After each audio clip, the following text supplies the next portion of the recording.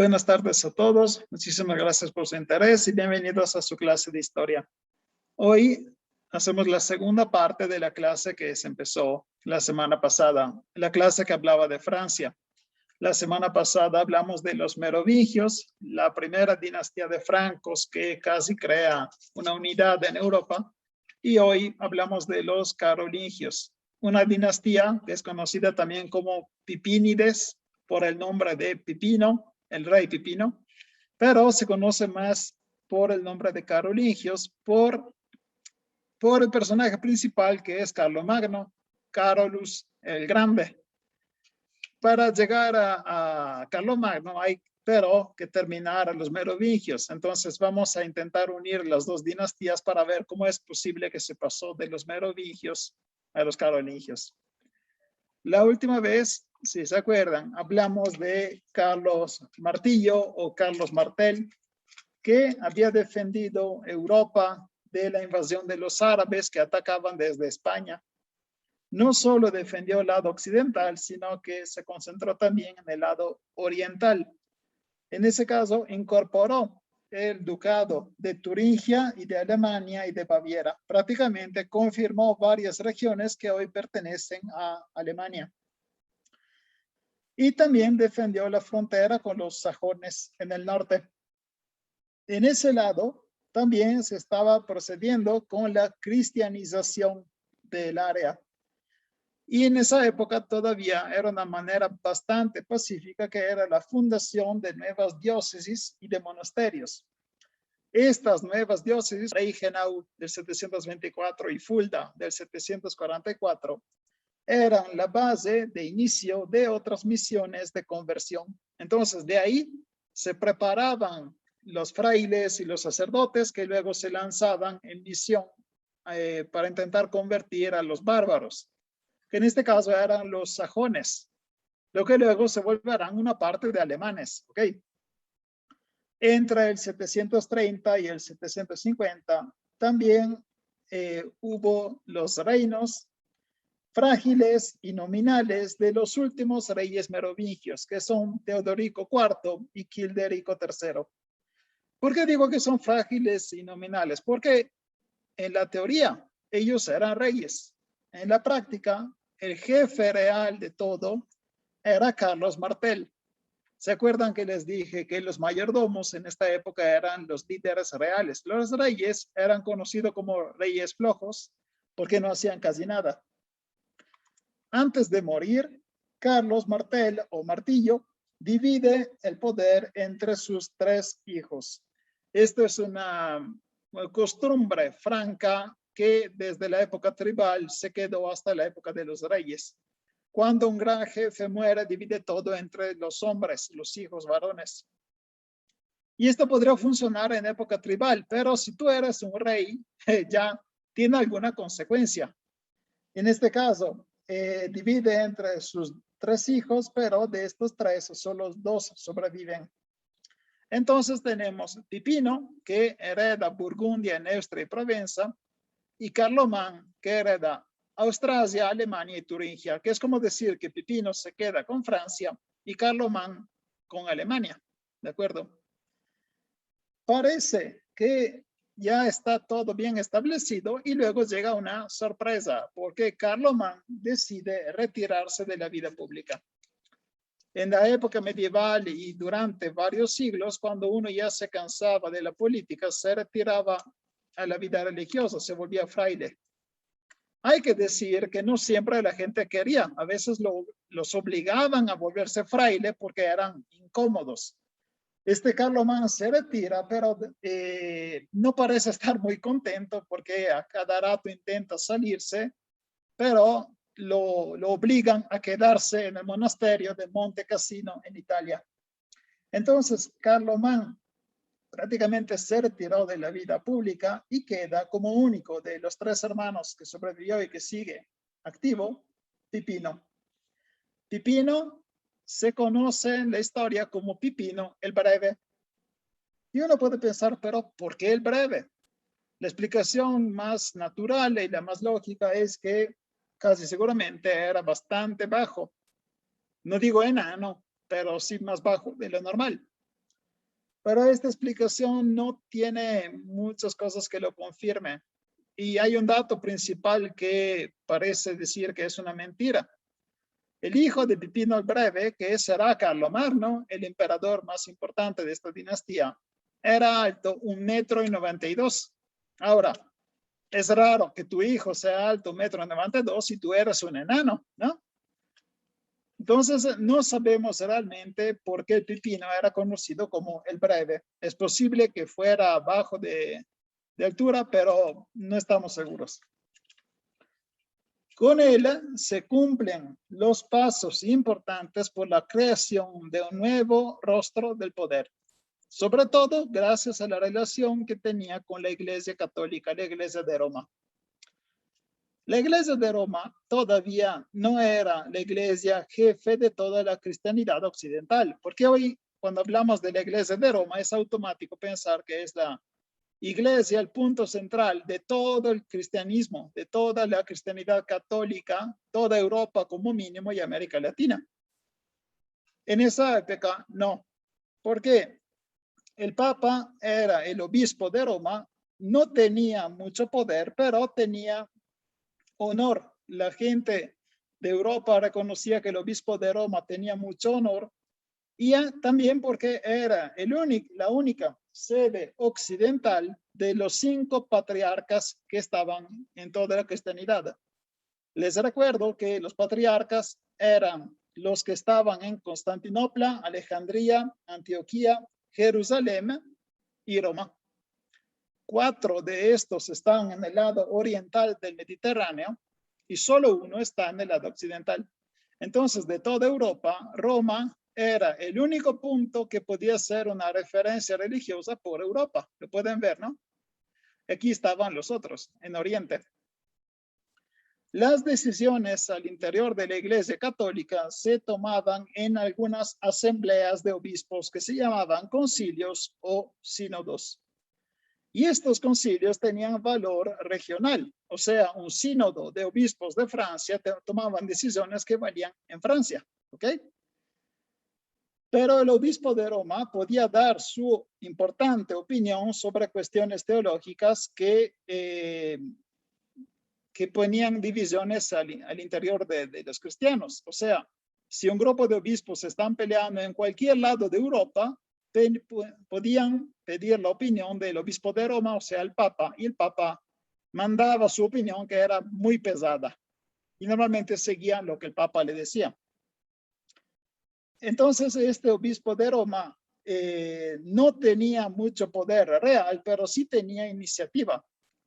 El Papa era el que promovía las misiones de conversión, como se acordarán la misión de Winfrid, que se volvió San Bonifacio, y a él se refieren todos los obispos de regiones difíciles. El Papa Zacarías había buscado el apoyo de Pipino porque la situación en Italia se estaba volviendo peligrosa. Se acordarán que en Italia estaban los longobardos, ¿no? Bueno, los longobardos se habían convertido al catolicismo, pero todavía eran tibios, o sea, no, sí eran católicos, pero no veían al Papa como el líder supremo, lo veían solo como un rival político. Y los bizantinos estaban viviendo un periodo de hostilidad, de enemistad con el Papa, porque estamos entrando en el periodo que se llama de los iconoclastas. Iconoclasta es una palabra complicada que significa simplemente que estaban destruyendo, rompiendo todo lo que era un icono, todo lo que era un símbolo, estatuas, cuadros, iglesias cuando eran muy decoradas. Y ustedes podrán pensar, pero ¿por qué están haciendo eso? O sea, los bizantinos, la parte oriental del Mediterráneo, eran extremadamente religiosos, sí, pero en esa época estaba leyendo la Biblia de una manera diferente y decían que no se podía hacer una representación de lo que es divino. No puedes representar a Dios. Esta regla todavía la tienen los judíos y los musulmanes. No pueden dibujar a Dios, no existe ningún cuadro que represente a Dios entre los judíos o entre los musulmanes, porque ellos tienen prohibido representarlo. En la iglesia cristiana es diferente, porque se leyó esta prohibición como una cosa no tan importante, pero en el lado oriental del imperio se produjo este periodo de iconoclasta, en donde la gente destruía todas las estatuas y las pinturas y lo que encontraban que era de representación religiosa. Automáticamente, los bizantinos empezaron a odiar al Papa, porque la Iglesia Católica utiliza muchísimas representaciones artísticas para comunicarse con los fieles. Actualmente sigue lo mismo. Si entran en cualquier iglesia, encuentran un chingo de estatuas, un chingo de pinturas, porque la gente necesita ver, necesita imaginarse a Cristo, necesita imaginarse a Dios, a todos los santos. Y ver una estatua te ayuda bastante. No es fácil adorar y rezarle a algo que ni siquiera puedes imaginarte, ¿no? Bueno, aprovechando del prestigio que se había ganado con la alianza con el Papa, Pipino depone rey Childerico III en el 751 y se hace elegir como rey de los francos, obteniendo también la consagración de los obispos y entre ellos Bonifacio. ¿Qué significa? Que en este momento el Papa era tan débil y Pipino era tan fuerte que, haciendo un poquito también de barbero, logró convencer al Papa para que lo confirmara como el nuevo rey de Francia. Y así los merovingios terminan y Pipino, que era un mayordomo, se transforma en nuevo rey. Y así nace la dinastía de los Pipínides o carolingios. Entonces, esta elección, esta decisión política se pudo realizar porque el Papa era bastante frágil y Pipino era muy fuerte. En el 754, otro Papa, Stefano II, llega hasta Francia a pedir ayuda otra vez, porque el Papa es débil en medio de los longobardos, y en esa ocasión logra consagrar a la familia de rey y también le da el título de patricio romano. En esa ocasión, para devolver el favor, se firma la Promisio Carisiaca, que toma el nombre simplemente de la ciudad en donde se encontraron, que se llamaba Carisium. Con esa promesa, el rey Pipino le promete de dar algunos territorios al Papa, territorios que eran bizantinos, pero que fueron ocupados por los longobardos, y promete intervenir en Italia para defenderlos. O sea, que con esta promisio, el rey de Francia dijo, la siguiente vez que te molestan, yo bajo y los voy a golpear, ¿ok? Entonces, esto une aún más la Iglesia Católica con Francia. Pipino también manda embajadores con los otros imperios, manda embajadores entre los bizantinos e incluso manda diplomáticos y embajadores con los califas de Bagdad. Imagínense estos francos que caminan hasta Bagdad, en el actual Irak, para comunicarse con el califa y para que también se reconozcan entre ellos, porque el rey de Francia reconoce al califa de Bagdad y el califa de Bagdad, en cambio, reconoce a Pipino como el hombre fuerte en Europa. ¿Ok? A nivel militar, las cosas no están yendo muy bien, porque en Oriente está perdiendo piezas. La Baviera regresa a ser autónoma y los frisones, que son un pueblo de alemanes, masacran a la misión religiosa de Bonifacio. Se acordarán que San Bonifacio muere como mártir, ¿no? En cambio, aumenta el esfuerzo de los francos en el sur. Se elimina la presencia musulmana que estaba en Septimania, una región que actualmente es la Languedoc, y se confirma el propio poder en Aquitania y en Provenza. Prácticamente perdió un sector oriental y en cambio confirmó el sector occidental. Se acordarán que el rey de Francia prometió al Papa que lo iba a defender. Para cumplir la promesa se realizan 2 misiones militares en contra del rey Astulfo en Italia. en el año 755 y 756. Estas misiones militares tienen el éxito completo, o sea, los francos vencen a los longobardos, pero los longobardos no desaparecen como reino. ¿Por qué? Porque tuvieron la astucia de jugar la carta matrimonial.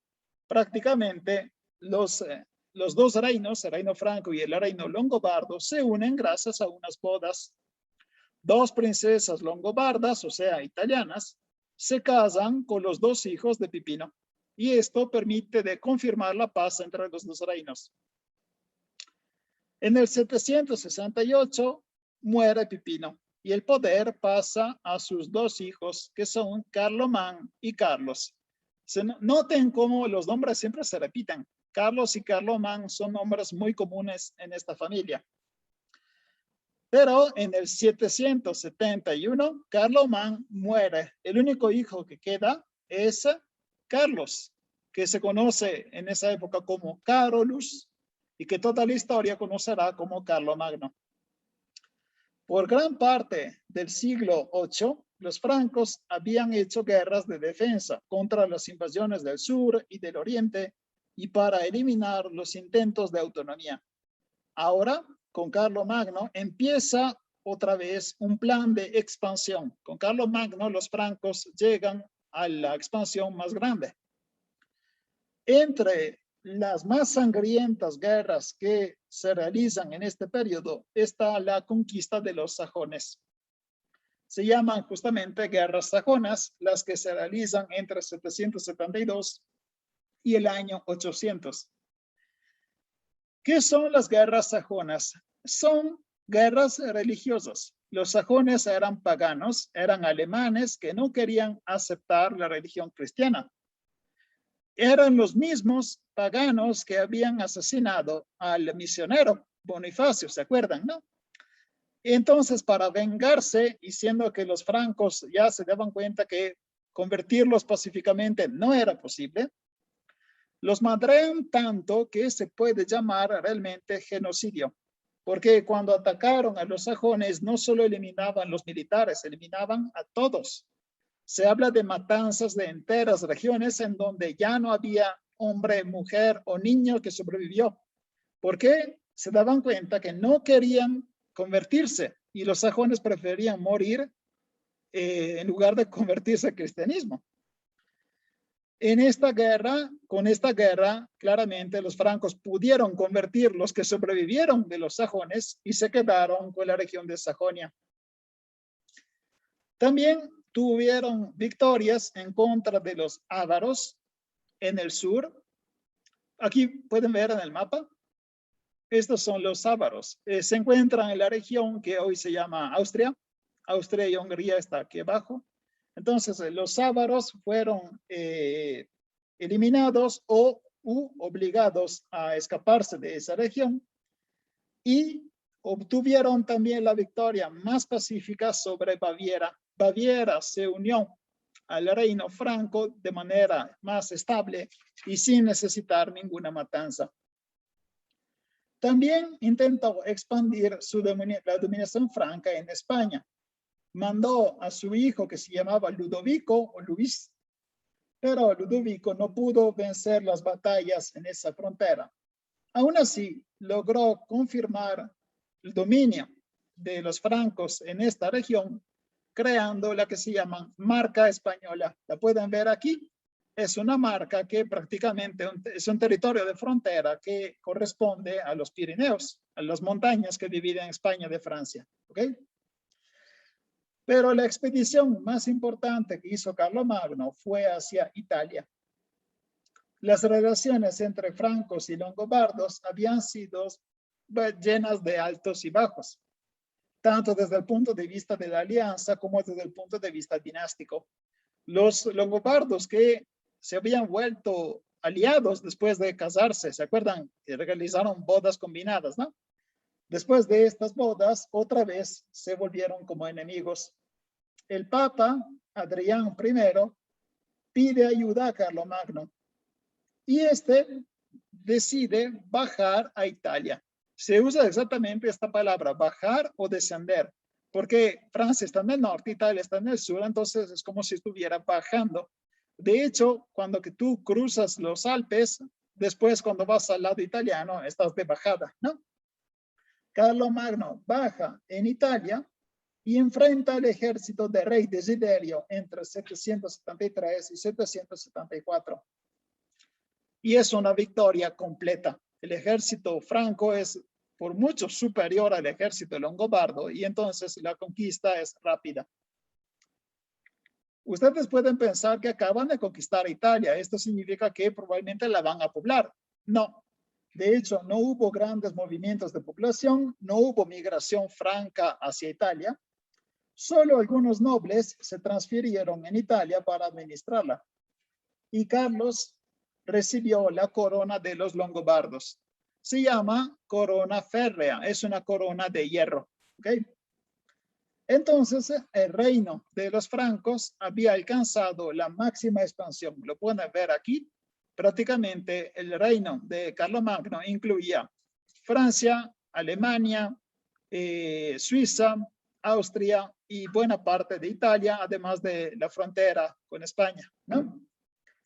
Y ahora llegó el momento de explicar cómo es posible, porque la última cosa que vimos en la semana pasada fue que el reino de los merovingios estaba en crisis. ¿Se acuerdan? Que los reyes estaban perdiendo el control del territorio.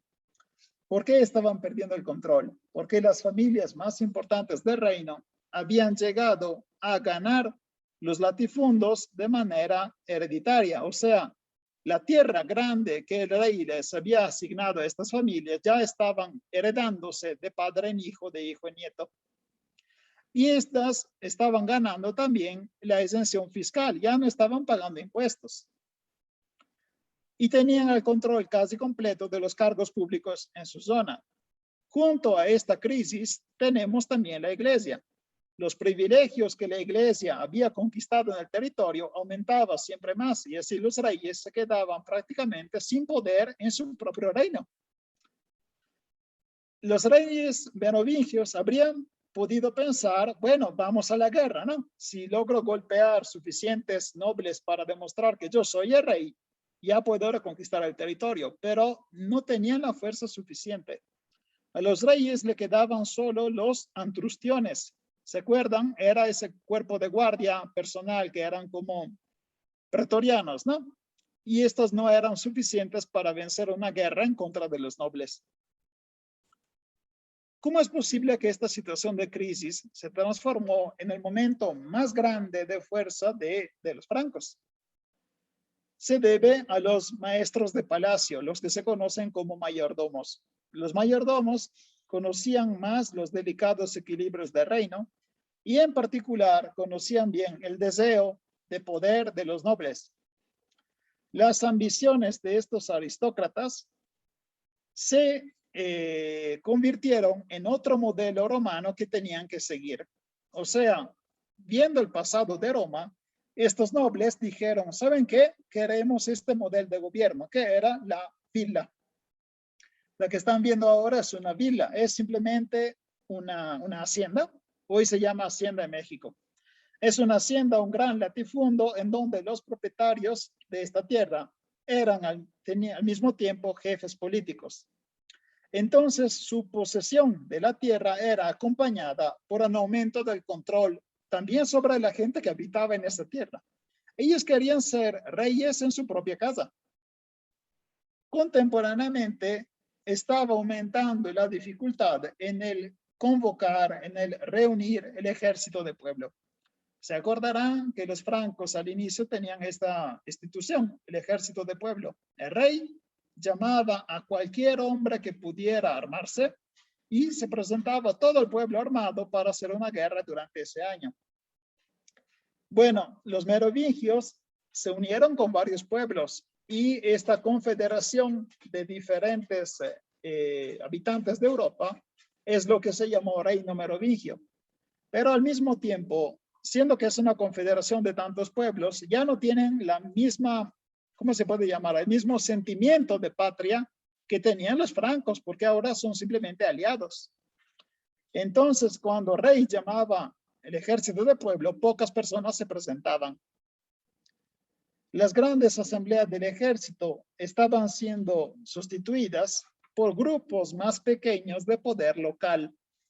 Y estos se arbolaban cuando el pequeño propietario de tierra los llamaba. Prácticamente ya no era rey que llamaba al ejército, eran estos pequeños latifundistas que lograban reunir los soldados que vivían en su área.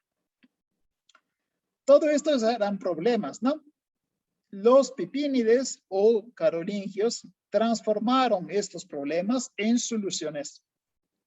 Esto es lo mejor, porque cuando tienes un problema y logras transformarlo en una oportunidad, te evitas tener que resolverlo, simplemente lo volteas. Como voltear la tortilla, ¿no?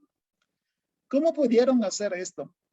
Se dieron cuenta que toda la sociedad franca estaba llena de relaciones interpersonales que sustituyeron las relaciones territoriales. Les explico.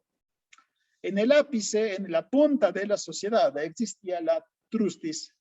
O sea, era esta relación personal entre el rey y sus soldados que los tenían que defender, ¿no?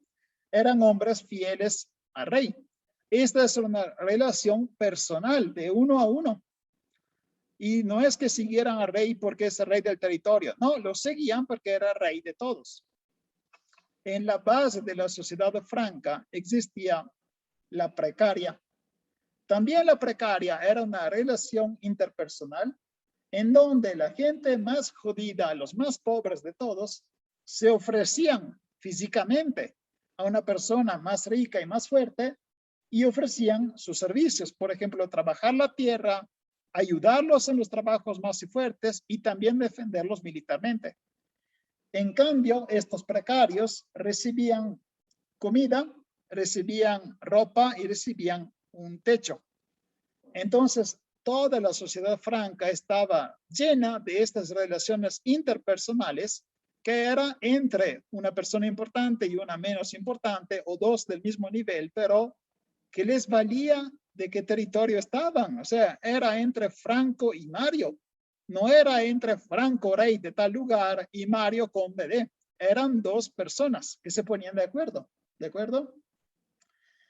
Los pipínides empiezan a utilizar sistemáticamente estas relaciones personales. En las casas de la gente más fuerte existía desde siempre los que se llamaban vasos o vasallos. La palabra vaso o vasallo llega de was o was, que significa chico, joven o ayuda de cámara. Prácticamente el vas era el chamaco, el achichincle, como lo dicen en México. Era la persona que seguía, que hacía chambitas, que estaba ahí a tu servicio. ¿Por qué? Porque no tenía nada más que hacer. Y porque contigo está viviendo bastante bien, porque lo alimentas, porque lo ayuda, porque lo acompañas. Esto era una relación en donde uno promete ser fiel al otro, en cambio de protección. Con la crisis de la institución regia, o sea, cuando el rey entró en crisis, empiezan a reclutar vasos en todas las capas de la sociedad. Los vasos, que eran algo típico de la sociedad baja, empiezan a reproducirse en todas las clases sociales, incluyendo los más ricos. Y en este caso, el servicio que el vaso o el vasallo empieza a ofrecer es militar. Entonces, imagínense un rey que contrata como vasallo a un gran conde y este conde le ofrece 200 caballeros. Es un buen contrato, ¿no? Y en cambio, el rey ofrece una oportunidad de botín porque pueden hacer guerra juntos. Los nobles entonces obtenían alianzas más fuertes con mayor posibilidad de botín. ¿Por qué? 200 militares pueden atacar a una aldea enemiga y conquistarla. 2000 militares pueden atacar a una entera región y saquearla completamente. Un ejército grande permite una gran victoria y un gran botín. En esa época la gente solo quería saquear. Entonces, crear un ejército más grande te permite saquear a regiones más grandes y más defensa, ¿no? Con más defensa. La aristocracia redescubría el valor militar. ¿Se acordarán de la clase anterior en donde les dije que los francos tenían aristócratas y nobles que eran guerreros? Entonces, cuando les dicen, ¿sabe qué? Nos unimos y vamos todos juntos a una guerra, claramente dicen, jalo, porque les estás ofreciendo lo que ellos buscan. Y en cambio recibían tierras y beneficios que, con cuidado a lo que les voy diciendo, no eran irreversibles. El rey les daba una tierra, les daba un castillo, pero si esta persona se comportaba mal, tenía que devolvérselo. O sea, todas estas relaciones se daban de una persona a la otra, pero todo se podía romper y devolver. Los ejércitos de vasallos eran más fácil de llamar. Tenían objetivos comunes porque eran el botín y tenían planes de afirmación regional. Quien lograba proponerse como punto de referencia obtenía la confianza de la aristocracia franca. Y esta fue exactamente la suerte de Pipino, porque Pipino vio la crisis entre rey y aristocracia y la resolvió dándole más fuerza a esta última. ¿Cómo se resolvió la crisis? Dándole a los nobles lo que querían. Quieren más autonomía, adelante, pero ¿saben qué? Me prometen que ustedes son mis vasallos. Y en esa época Pipino tenía suficiente poder para lograr demostrarse de ser un faro de poder en el reino y así logró reunir suficientes vasallos para reformar el ejército de Francia. Lo que estoy explicando es prácticamente cómo se está formando la sociedad feudal, cómo las promesas interpersonales fueron la base de Europa durante varios siglos. ¿Ok? En la época de Carlomagno, las únicas promesas de servicio que se daban y se aceptaban era de ayuda militar. O sea, cualquier persona que se pone al servicio de otro tiene que darle militares, soldados, caballeros, lo que tenga, pero es lo que necesitan, ¿de acuerdo? Y se había perfeccionado un ritual que tenía que confirmar esta relación. Y este ritual se llamaba ceremonia del homenaje. El homenaje se hacía entre dos personas. Una que se llamaba señor, que era claramente el más importante, y el otro que tenía varios nombres. Se llamaba Vasus, Vasalus, Valvasor, Miles o directamente Fideis, el fiel. En esta ceremonia normalmente la gente no se arrodilla, pero se hace un juramento de fidelidad en donde la persona que da su servicio pone sus manos en las manos del Señor. Este acto se llama immixtio manum. Lo pueden ver aquí muy bien en la pintura. El Señor tiene entre sus manos las manos del que ofrece el servicio. Frecuentemente se afirma el uso del beso ritual, se llamaba osculum.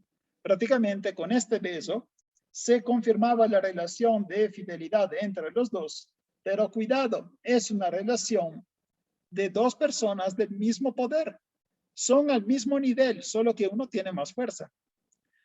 Este tipo de ceremonia no hay que confundirla con la de la Edad Media típica que se ve en las películas, que es la ceremonia de investidura. La investidura es cuando un rey superior nombra caballero a una persona que es inferior. Pueden ver la diferencia. El caballero está de rodillas, el rey está usando la espada para nombrarlo.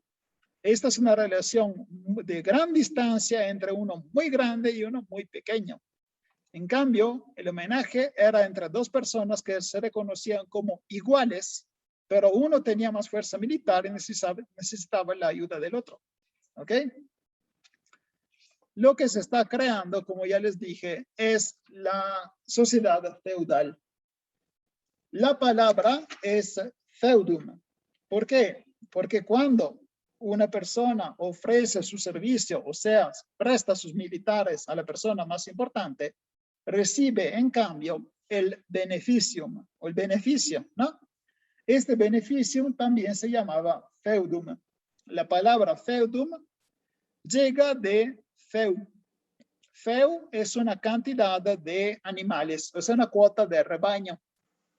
¿Por qué? Porque en la sociedad tribal de donde salieron los francos, cuando había una promesa entre un jefe tribal y el jefe más chiquito, lo que se podían intercambiar eran ovejas, cerdos, vacas, ¿no? Ahora ya no es vaca. Ahora lo que se está dando puede ser cualquier objeto, puede ser cualquier ganancia, puede ser cualquier cantidad de dinero, pero más frecuentemente es una tierra que tiene edificios y que es habitada por una cantidad de personas.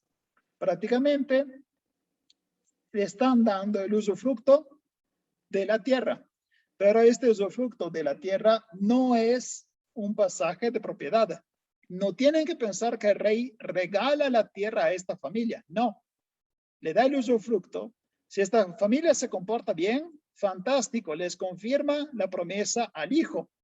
Y el hijo sigue con el usufructo de esa tierra, pero si esta familia de repente ya no está cumpliendo con la promesa, se la quita, ¿de acuerdo?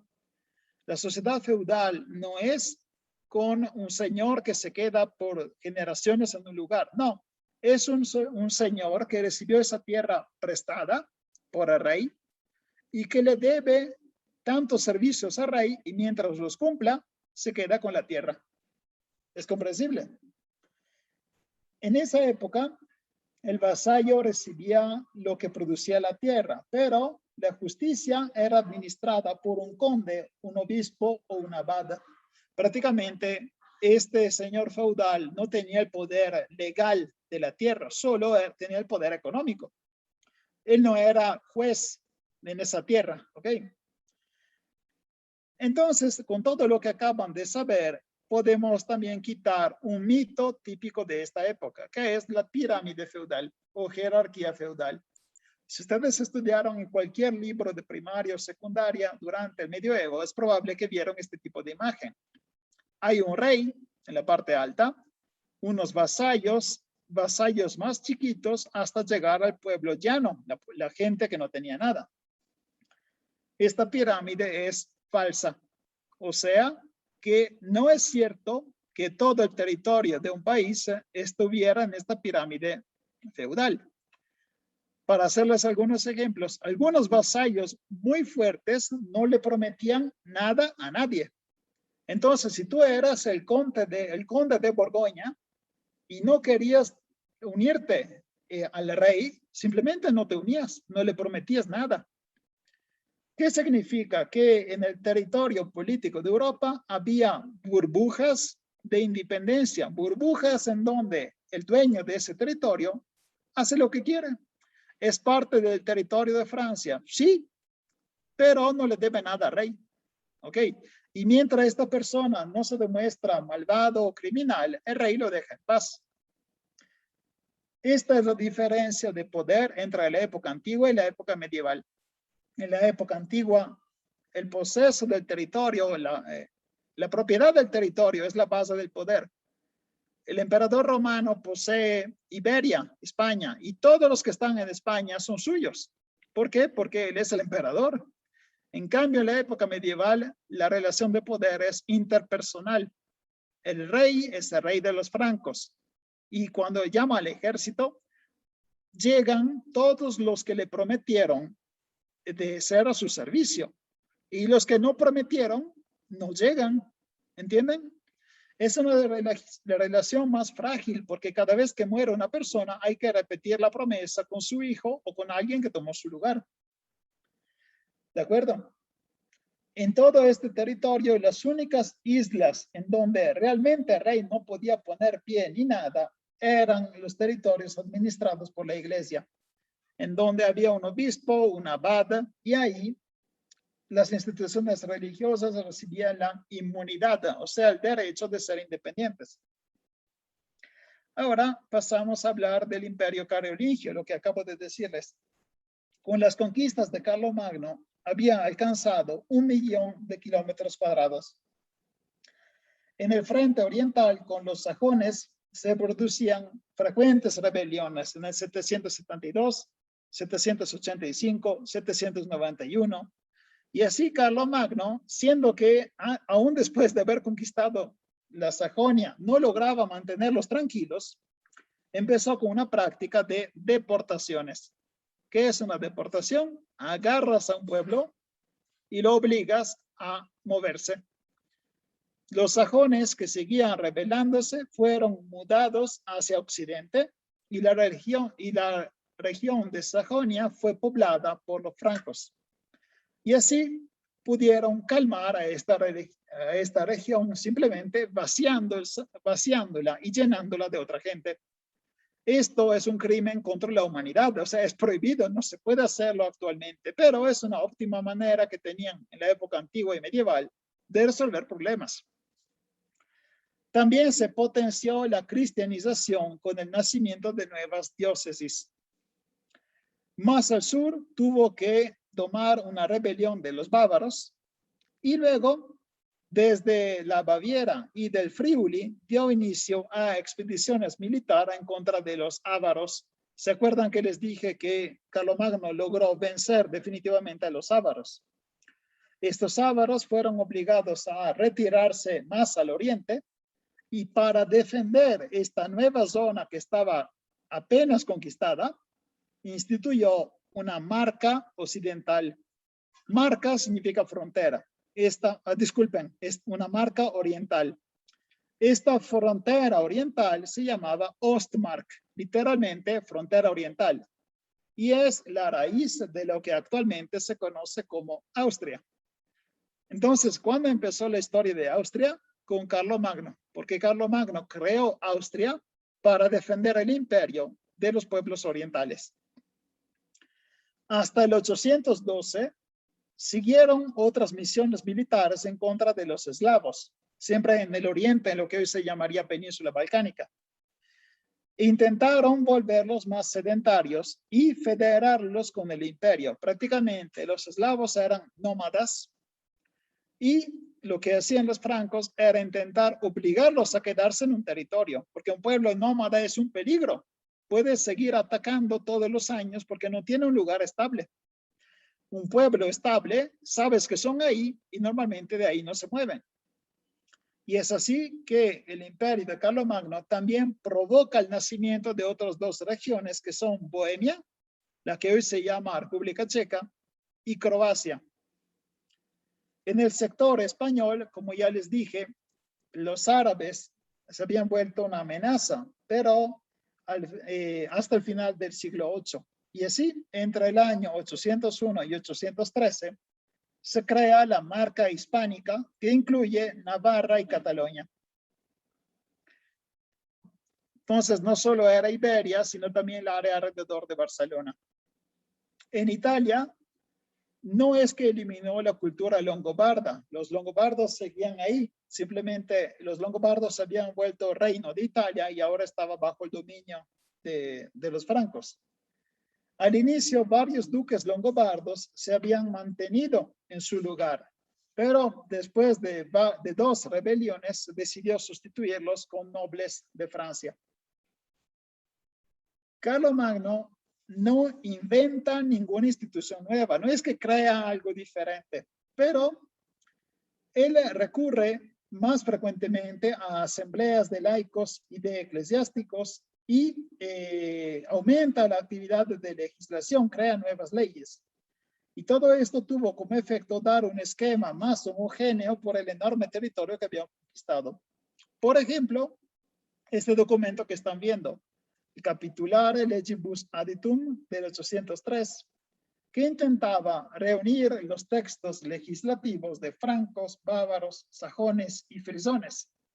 ¿Por qué? Porque las dimensiones imperiales tenían que superar las diferencias locales. Cuidado a lo que estoy diciendo. Yo no estoy diciendo que Carlomagno creó una constitución para todo el imperio. No. Lo que hizo fue intentar eliminar las más grandes diferencias entre las leyes locales. Si en la ley de los sajones por robar un pan te matan, y en las leyes de los bávaros por robar un pan simplemente te dan latigazos, pues es un problema, ¿no? Porque hay una diferencia muy fuerte del castigo. Entonces esta ley, Capitulare Legibus Aditum, intentó hacer más coherente las leyes locales para que no tuvieran una diferencia tan grande en los castigos y en lo que dice la ley, por ejemplo, en el valor de la persona, ¿de acuerdo? No es una constitución, es un intento de hacer más homogéneo todas las leyes que estaban en ese territorio. En el territorio que estoy describiendo existían entre 200 y 300 condes. Algunos de estos condes eran fijos y otros se podían mover en el territorio. Tenían poderes militares y al mismo tiempo jurídicos, o sea, podían conducir el ejército y al mismo tiempo podían sentarse en el tribunal con el cargo de juez.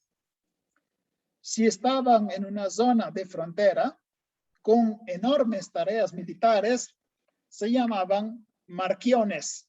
Esta palabra dio origen a la palabra marqués. Y estos marqueses tenían regiones más grandes porque tenían que defender y estar seguros que no estuvieran solo atrás de la frontera, sino al menos unos 50 kilómetros distante de las fronteras.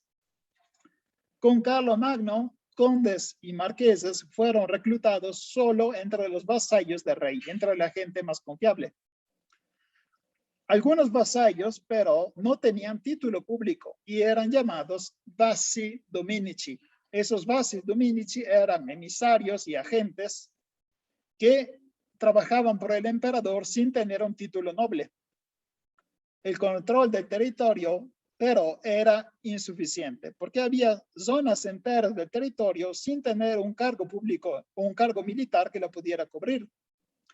Y en ese caso se mandaban los missi dominici.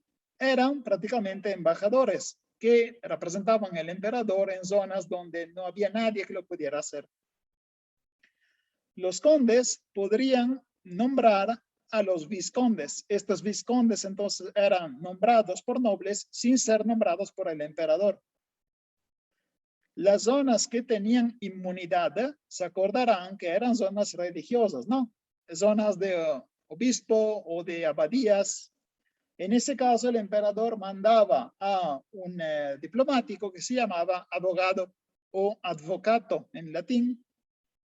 Y esta persona era elegida del obispo, pero con la intervención imperial y tenía que observar lo que estaba pasando en esa área.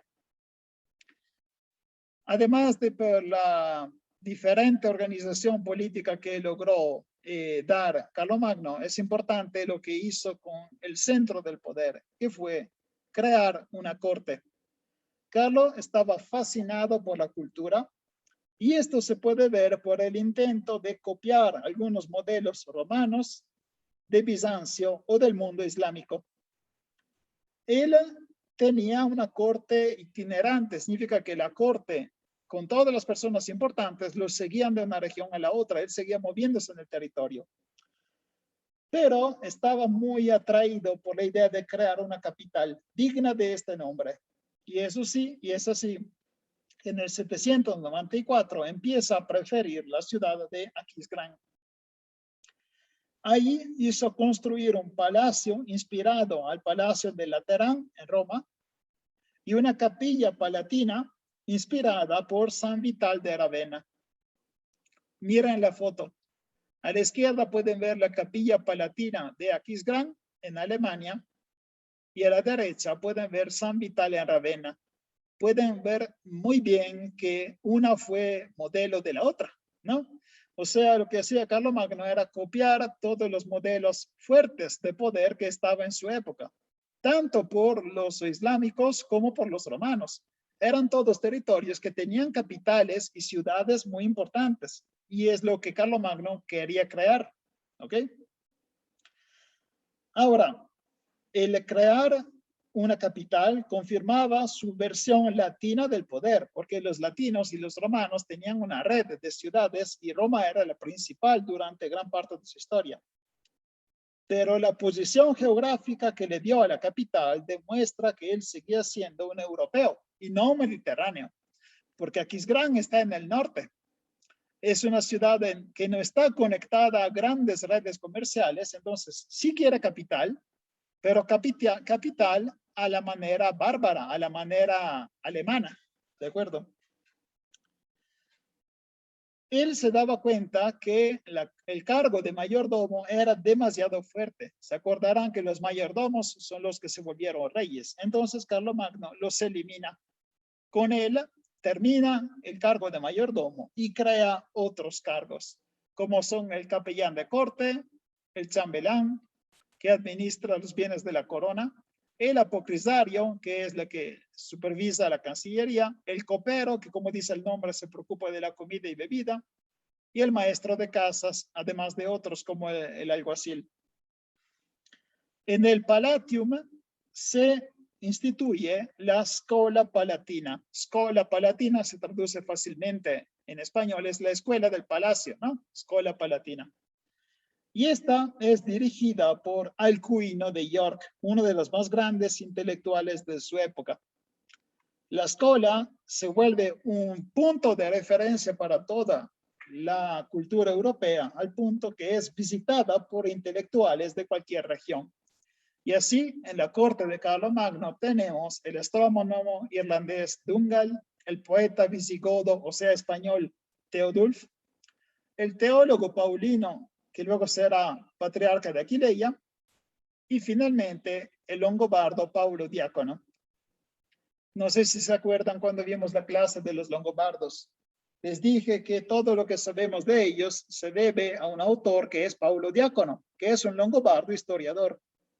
Ya llegamos a su época. Paulo Diácono escribió en la corte de Carlomagno como un historiador en la escuela palatina y habló de su pueblo solo que a distancia de 200 años. ¿Ok? ¿Cuál era el objetivo de la escuela palatina? Quería mejorar la base cultural de los clérigos y reunir y reformar las otras escuelas que estaban en los monasterios. Se establecieron también cómo tenían que funcionar los estudios y cuáles clérigos tenían que ser jefes en las escuelas regionales para estudiar el trivio y el cuadrivio. ¿Qué son el trivio y el cuadrivio? Son las materias que se estudiaban en la época. El trivio son materias más de mente, más de lógica, y son lógica, retórica y gramática. Y el cuadrivio se pueden llamar las materias científicas: aritmética, geometría, música y astrología. Cuidado, porque astrología era también astronomía. En esa época, astronomía y astrología no se habían dividido. Estas eran las materias que se estudiaban en el medioevo. También se potencian los centros de escritura y se empieza a adoptar la escritura carolina. La escritura carolina claramente toma su nombre de Carlos, del emperador, ¿no?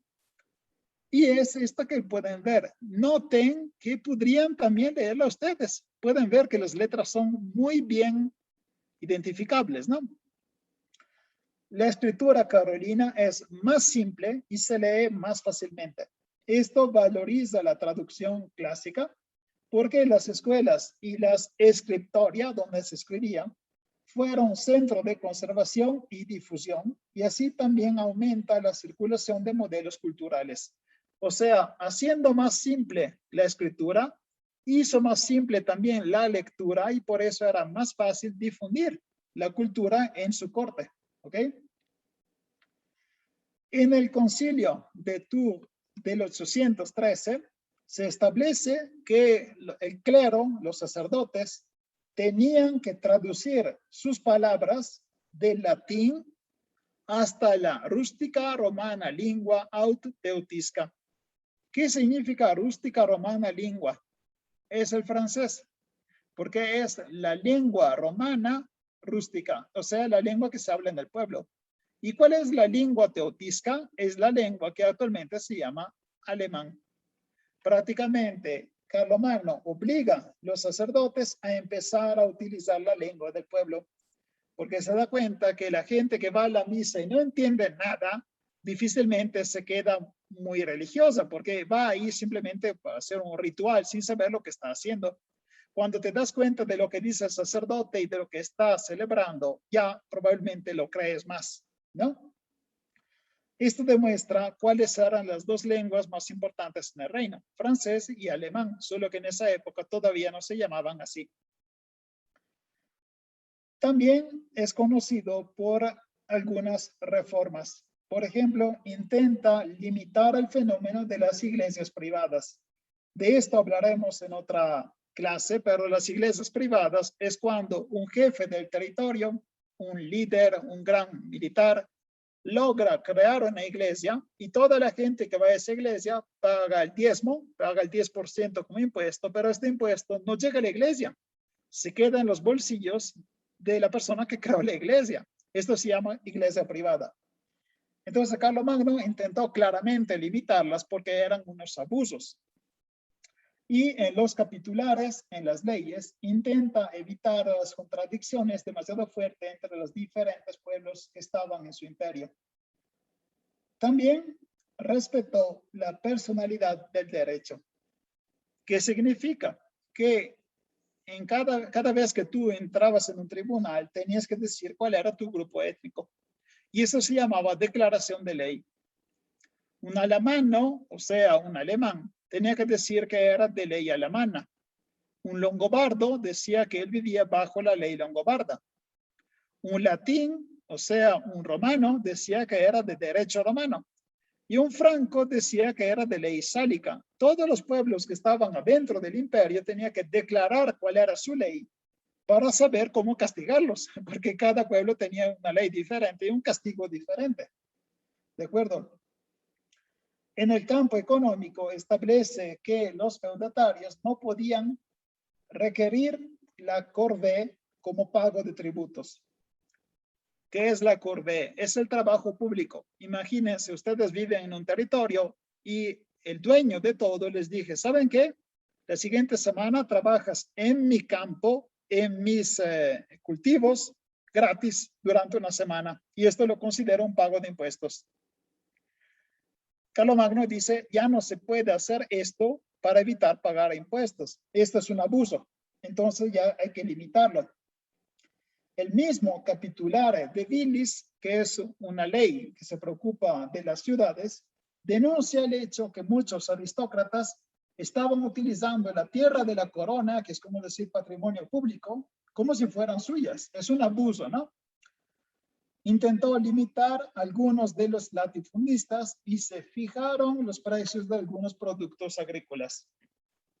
Sabemos muy bien que fijar políticamente un precio no sirve de nada. No es posible limitar la economía con la política, pero en esa época estaban intentando ayudar.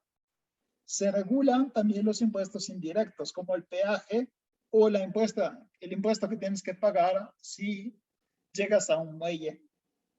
El cuadro general que tenemos es que Carlomagno estaba intentando proteger los más débiles. Realmente se preocupaba por la gente que sufría abusos en su territorio. Otra reforma que hizo fue la reforma monetaria. Obligó a utilizar monedas en donde estaba el símbolo de su imperio y crea unas monedas de plata que pesaban solo 2 gramos. ¿Por qué? Porque en la época de que estamos hablando, las monedas que circulaban en Europa eran monedas de los árabes o de los bizantinos y eran monedas de oro. Ahora, tú intenta comprar 1 kilo de tortillas pagando con 500 pesos. La persona que vende tortillas dice, no te voy a dar esto porque no tengo cambio. Lo mismo sería comprar 100 kilos de trigo usando una moneda de oro del imperio abáside. Es absurdo porque la moneda de oro es muy, pero muy cara, tiene gran valor. Entonces, lo que necesitaba Europa de la época era una moneda más baja, más económica, que tuviera menos valor, y por eso creó estas monedas que incluyen la firma de Carlomagno. Pueden ver aquí al centro, ¿no? KRLS, significa Carolus. Y aquí alrededor dice Carolus Rex Francorum, o sea, Carlos, rey de los francos. Esta es la firma que tenía el emperador. Pasamos a otro punto importante que es la relación con el Papa. La conversión de Clodoveo, la ayuda militar en la evangelización, la alianza antilongobarda y el compromiso de Carlo para ayudar a las estructuras eclesiásticas crearon una relación especial entre el reino franco y la iglesia. El Papa Adrián I, después de haber coronado como rey de Italia el hijo de Carlo, que se llamaba Pipino, en el 781, no hizo ninguna petición territorial, pero sí se sabía que él quería quedarse con las regiones bizantinas y la Italia central. Solo el Papa había obtenido el Lacio, la Sabina y la Toscana del Sur, como decir, una mitad de la Italia central. Los longobardos ya no estaban, pero seguía fuerte el conflicto con los bizantinos. A arruinar las relaciones con los bizantinos, primero había sido el conflicto iconoclasta, ¿se acuerdan? ¿No? Y luego la presencia de una emperadora, porque en el reino de Bizancio, en el Imperio Romano Oriental, en el 797 se había quedado en el trono Irene. Irene es claramente una mujer, y el hecho que tuvieran una mujer como líder era algo terrible para Europa, porque según el Papa y según los francos, ninguna mujer podrá ser un líder. Era una época extremadamente machista. Entonces, el mismo hecho que existiera una emperadora era hecho suficiente para romper las relaciones con Bizancio. La sensación era que el trono de Bizancio estaba vacío, porque sentada en el trono estaba una mujer. A la muerte de Adrián I en el 795, Carlomagno tuvo que defender al nuevo papa, que se llamaba León III, de una rebelión, porque la aristocracia romana lo consideraba demasiado débil y demasiado títere de los francos. Por esta relación que sigue siendo más y más especial, llegamos al punto más alto, que es la coronación. En la noche de Navidad del 800, el Papa León proclama Carlos emperador de los romanos. Lo declara coronado por Dios y lo unge con el aceite sagrado. En este momento, en Europa, renace el imperio. El imperio romano, que se había caído 400 años antes, regresa a nacer gracias a Carlomagno. Esa coronación correspondía a una declaración de guerra contra Bizancio. ¿Por qué? Porque por el mismo concepto de imperio, solo hay uno. No pueden haber dos imperios al mismo tiempo. El imperio es lo que cubre todo. Entonces, existía un imperio, claro, en el oriente, se llamaba Imperio Romano Oriental. Y ahora resulta que hay otro emperador en Europa. Y esto claramente molestó a Bizancio y fue una declaración de guerra. La guerra realmente se realizó entre el 805 y el 810 después de Cristo en la parte norte-este de Italia, en lo que hoy se llamaría Véneto. En el 812 se establece la paz, se firma la paz, y Carlomagno renuncia a las conquistas en Véneto y en Dalmacia que había hecho durante la guerra. Y en cambio, el nuevo emperador, que se llama Miguel, reconoce a Carlos como imperator y basileus, o sea, como líder y emperador. Pero hay que ver cómo la palabra emperador modificó de significado en este tiempo. Justo después de la coronación de Carlomagno, el concepto más presente fue el de renovatio, o sea, renovación del Imperio Romano. Y por eso el concepto de imperio estaba bien conectado con la ciudad de Roma y la necesidad de proteger la iglesia occidental que estaba en Roma. Poco después de la coronación, durante la guerra con los bizantinos, se conectó con Constantino, el emperador romano, que era él también reconstructor de imperio, y en la función central del pueblo de los francos. Y así prácticamente el imperio era imperio de francos, ya no era imperio de Roma. Y después de la paz de los 212, se empieza a caracterizar otra definición de imperium. Y esto es lo que los emperadores bizantinos lo aceptan. O sea, Carlos o Carlomagno es un emperador porque es un líder de varios reinos. Emperador en el sentido que es un rey de reyes, no en el sentido que es el único emperador que exista. Por eso se firmó la paz, porque fue un compromiso. Los bizantinos dicen, sí, de acuerdo, eres un emperador porque tienes varios reinos. Y Carlomagno lo aceptó, aunque no era exactamente lo que él quería decir. Lo que él quería decir es que era el emperador de todo el mundo y no solo de los pueblos que había conquistado. ¿Ok? De la fuente más seguras que tenemos sobre la vida de Carlomagno, que se llama Historia Caroli, se habla del episodio de la coronación. Cuando recibe la corona, Carlos parece molesto. Esta molestia podría ser justificada por varias cosas. Puede ser que él no quería que la iglesia se volviera la fuente principal de su poder, porque fue el papa que le puso la corona, ¿no? Al mismo tiempo, otra molestia es que en el ritual bizantino, en el ritual romano oriental, primero el pueblo aclamaba al emperador y solo después recibía la unción cuando lo ungía con el aceite sagrado. En cambio, en Roma pasó al contrario. Primero el papa lo ungió con el aceite y luego fue aclamado por el pueblo.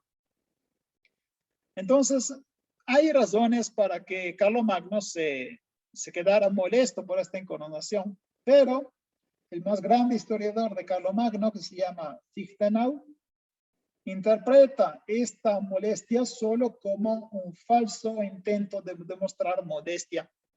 O sea, Carlomagno tenía que ser humilde y fingir rechazar la corona. Y es por eso que se dice que se quedó medio molesto.